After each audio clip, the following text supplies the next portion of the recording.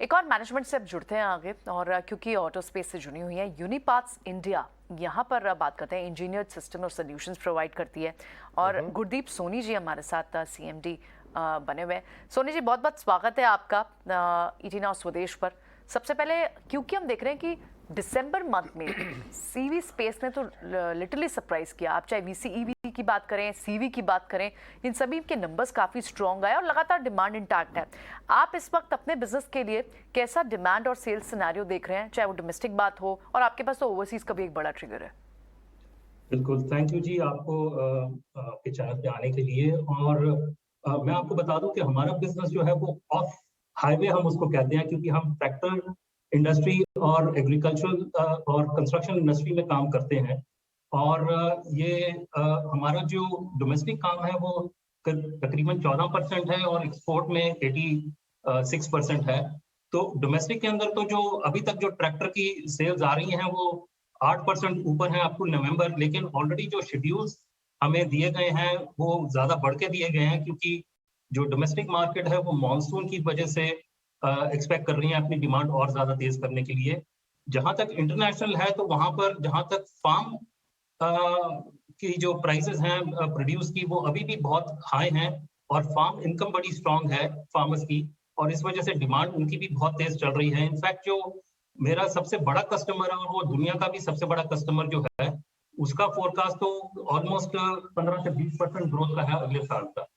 जहां तक कंस्ट्रक्शन का है, वहां पे यूएसए मेरा सबसे बड़ा मार्केट है और पिछले साल यूएसए ने $1 ट्रिलियन का इंफ्रास्ट्रक्चर बिल पास किया था, जिसकी वजह से वहां पे भी डिमांड जो है काफी रोबस्ट है। और जो दुनिया का सबसे बड़ा कंपनी है और जो मेरा कस्टमर भी है, वो भी अगले साल तक तकरीबन 15% तक की ग्रोथ की बात कर रहा है। तो हम ये देख रहे हैं कि ग्रोथ इंटैक्ट है और अच्छा रहेगा 2023 में भी।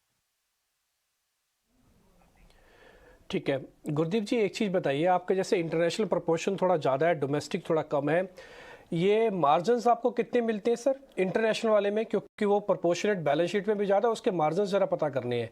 और एक कितना आगे आप गाइडेंस क्या देंगे टिपिकली मार्जिन्स की? देखिए, जो हमारे पिछले साल का जो एबिटा मार्जिन है वो 21% है। ये कंबाइंड मार्जिन है एक्सपोर्ट और डोमेस्टिक दोनों का, लेकिन एक्सपोर्ट में हमारा मार्जिन ज्यादा रहता है, डोमेस्टिक में कम रहता है। और आगे चल के तो ये है कि जो फर्स्ट क्वार्टर जो हमारा है, इनफैक्ट हमारी सेल्स 348 करोड़ की हुई हैं, हमारा एबिटा 76 करोड़ का हुआ है और हमारा जो प्रॉफिट आफ्टर टैक्स है वो 50.5 करोड़ का हुआ है। और ये आगे के महीनों में भी ये इंटैक्ट चल रहा है।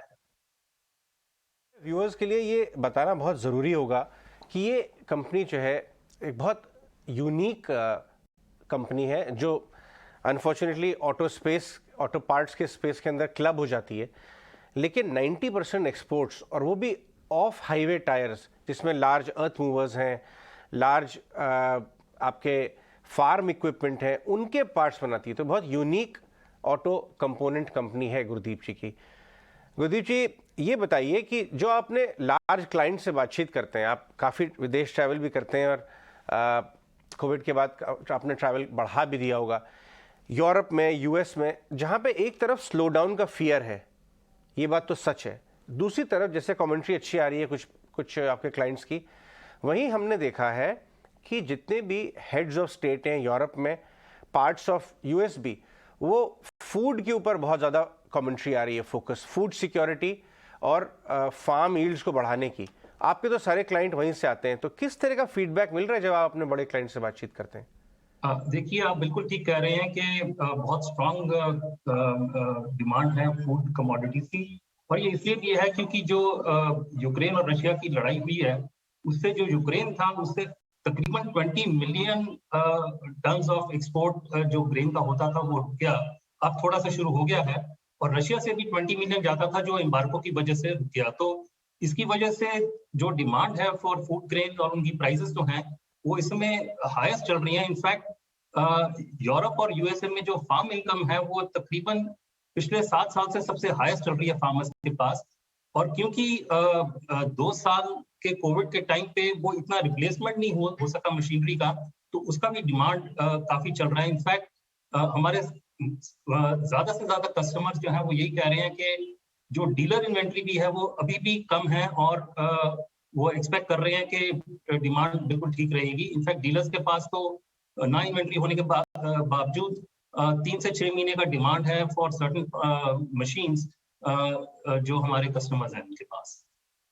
राइट, ठीक है, बिल्कुल। बहुत बहुत शुक्रिया मिस्टर सोनी आज समय देने के लिए और ये सारे सवालों के जवाब देने के लिए। बहुत बहुत शुक्रिया आपका। Thank you ji, thank you very wish you much. Luck for your future quarters. लेकिन